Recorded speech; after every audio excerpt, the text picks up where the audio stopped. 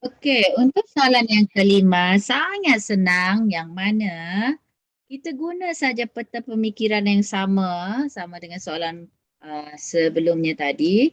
Untuk soalan ni diberi tan theta sama dengan negatif 0.7265. Yang ini pula sin theta sama dengan positif 0.8972.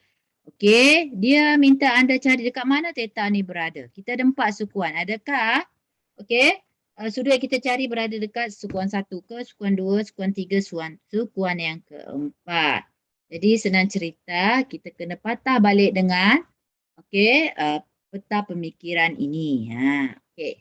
Untuk nampak lebih jelas, kita akan guna peta pemikiran iaitu yang ini dipanggil peta pokok.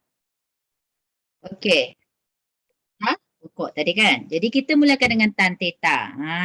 Kalau anda perasan yang ini nilai dia sama. Okey, nilai dia sama. Cuma yang ini ada tanda positif. Kalau tak ada maksudnya positif. Yang ini negatif.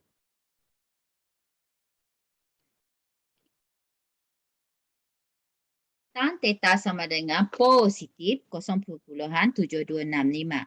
Okey, kita tengok jawapan dia positif ke negatif tan ni nanti. Kita boleh nampak di situ dia positif. Kalau tan positif, kenal pasti sudut mana? Okey, sudut mana? Uh, sukuan mana sudut itu akan berada? Okey, sukuan mana sudut itu akan berada? Okay. Kalau dia positif, maksudnya dia berada pada sukuan 1 dan sukuan yang ketiga. Kena ingat, semua suka teh kosong. Semua sin tan ku. Okey, tan positif dekat sukuan 1 dan sukuan yang ketiga. Sebenarnya dia negatif lah. Jadi untuk dapat sukuan 1 dan 3 ni, kita kena pasti dulu sudut rujukan sepadan sukuan 1 dengan cara memindahkan tan ke sebelah sebagai shape tan 0.7265. Jadi, bila dah tekan kalkulator, anda akan dapat 36 darjah.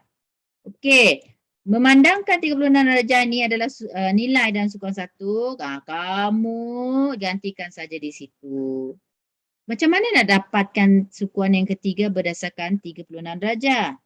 Cara dia senang sahaja, tambah, adakah tambah dengan 180 darjah atau tolak dengan 180 darjah? Mana satu yang betul ni?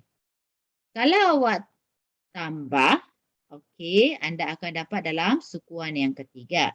Tapi kalau anda tolak, anda akan dapat nilai dalam sukuan yang kedua.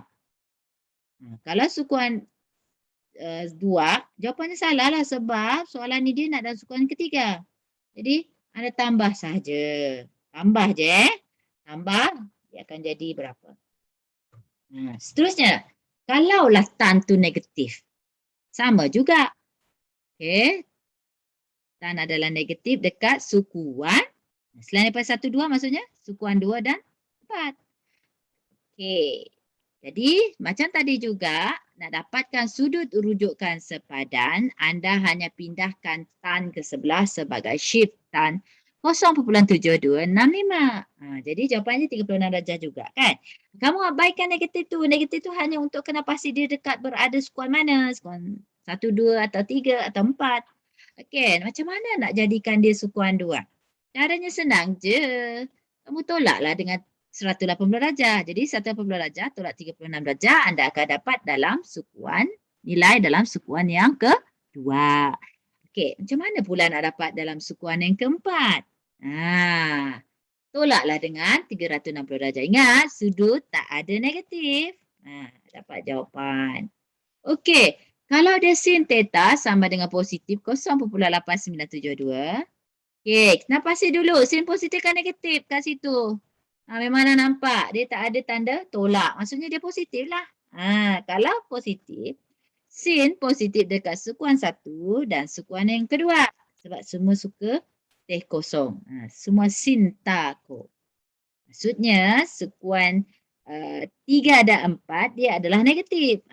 Maksudnya tapi jawapan nak dalam sukuan yang mana sin positif. Okey, kita cari sudut rujukan sepadannya dengan cara memindahkan sin ke-11 sebagai shape. Sin 0.8972. Jadi, dia akan bagi jawapan yang panjang-panjang. Kita hanya ambil 2 nombor selepas titik perpuluhan. Iaitu maksudnya 2 nombor selepas titik perpuluhan. Jadi, 63.79 darjah ni memang ada dalam sukuan 1. Jadi, kamu letak je. Manakala untuk sukuan yang kedua pula, kamu kena tolak pula dengan 180 darjah. Dapatlah jawapan dia. Sebab kalau awak tambah, dia akan jadi sukuan yang ketiga.